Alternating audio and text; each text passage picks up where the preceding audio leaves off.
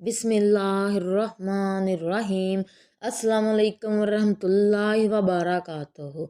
नाजरीन, आज का हमारा मौजू एक ऐसी दिलचस्प और सबक आमोज कहानी है जो शायद ही आपने कभी सुनी हो। नाजरीन, अगर तुम किसी के बुरे वक्त में काम आओगे तो कल को तुम्हें भी कोई मसला दरपेश आता है तो पूरी कायनात आपकी मदद करने में लग जाती है।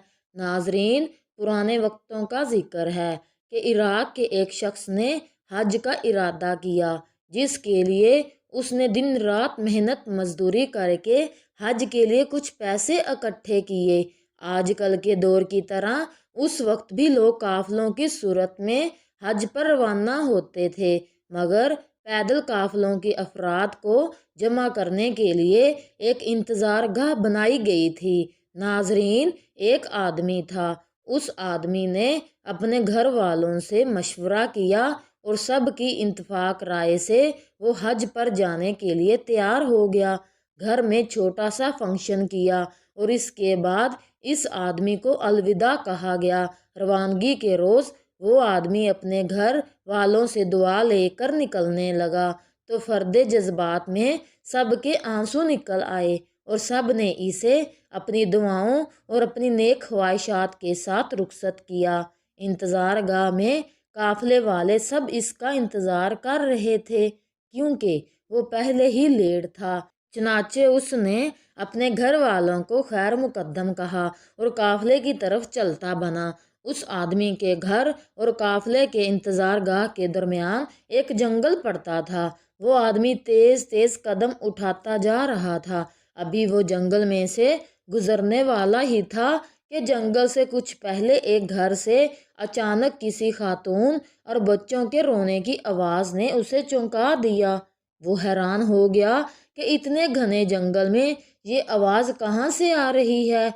इन आवाज़ों में इतना दर्द था कि इससे रहा ना गया। उसने आवाज़ का पीछा किया जिस घर से आवाज़ आ रही थी और वो ध्यान लगाते हुए वहाँ तक पहुँच गया। वो उस घर के करीब पहुंचकर कान लगाकर खड़ा हो गया। उसने सुना कि वो खातून खुद भी रो रही थी और साथ ही साथ अपने बच्चों से कह रही थी कि मेरे बच्चों, आज मेरे पास तुम्हें खिलाने के लिए कुछ भी नहीं है।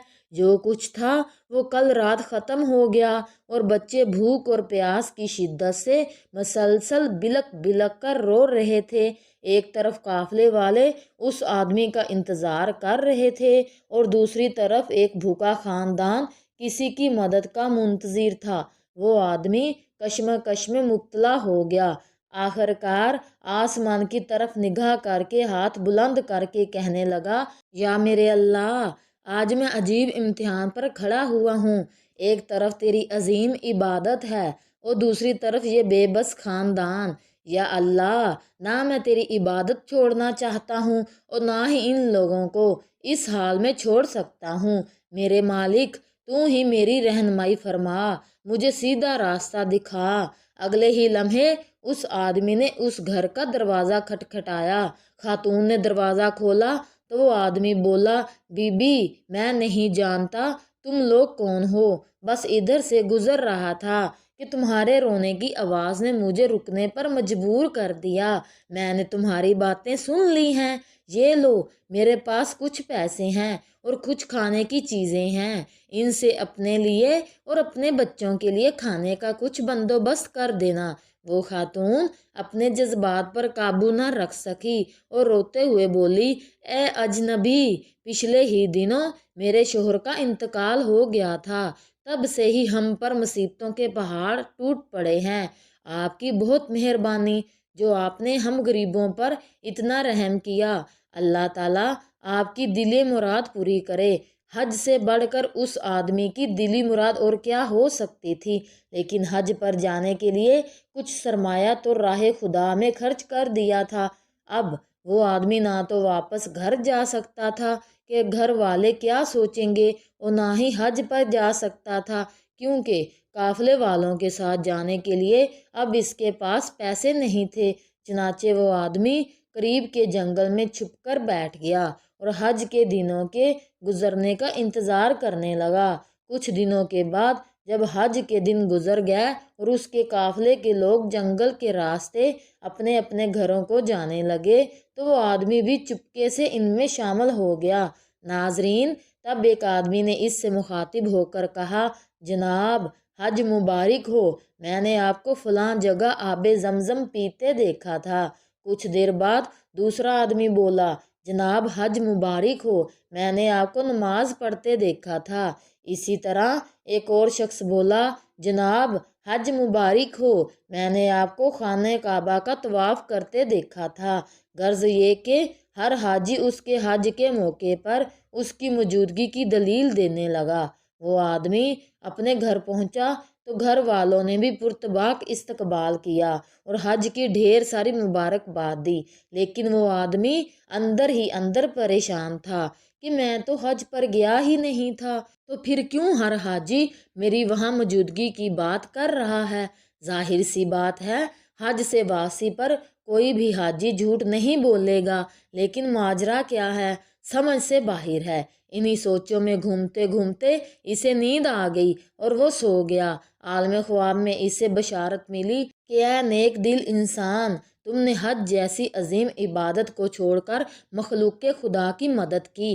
اس کے بدلے میں اللہ تعالیٰ نے بالکل تمہاری شکل کے ایک فرشتے کو خلق کیا، پھر اسے تمہاری جگہ حج پر بھیجا۔ یہی نہیں بلکہ اس فرشتے کے حج کا سارا ثواب بھی تجھے ہی ملے گا۔ اس لیے ہر حاجی تمہاری وہاں پر موجودگی کی دلیل دے رہا ہے۔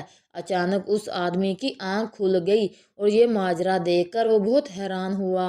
اس کو یقین ہو گیا کہ اللہ کی عبادت ایک طرف اور اللہ کی مخلوق کی مدد ایک طرف۔ اس نے اللہ تعالیٰ کا شکر ادا کیا کہ اس نے اسے اس قابل بنایا۔ ناظرین، اللہ پاک اپنے ہر بندے سے 70 ماؤں سے بھی زیادہ محبت کرتا ہے۔ کبھی کبھی اللہ پاک ہمارا امتحان لیتا ہے، دیکھتا ہے کہ میرا بندہ کیا کرے گا، کیا یہ مجھ سے مدد مانگے گا یا پھر لوگوں کے آگے ہاتھ پھیلائے گا۔ جس طرح ایک ماں اپنے بچوں سے بے انتہا محبت کرتی ہے۔ ناظرین، جو لوگ اللہ کے بندوں کی مدد کرتے ہیں، مصیبت میں ان کے کام آتے ہیں، تو اللہ پاک ان بندوں کو کتنا پسند کرتا ہوگا۔ کہتے ہیں ایک انسان کی جان بچانا ساری انسانیت کی جان بچانا ہے، اور جب ہم میں سے کوئی ایسا کرتا ہے تو اللہ پاک کے نیک بندوں میں اس کا نام لیا جاتا ہے۔ اس کی تعریفیں اللہ اپنے عرش پر فرشتوں کے سامنے کرتا ہے، کہتا ہے، دیکھو میرا بندہ اپنی ضرورتوں کو چھوڑ کر میری مخلوق کی ضرورتوں کو پورا کر رہا ہے۔ اس سے بڑھ کر ایک انسان کو اور کیا چاہیے کہ اس کو بنانے والا، اس کو زندگی دینے والا اس کا تذکرہ کر رہا ہے۔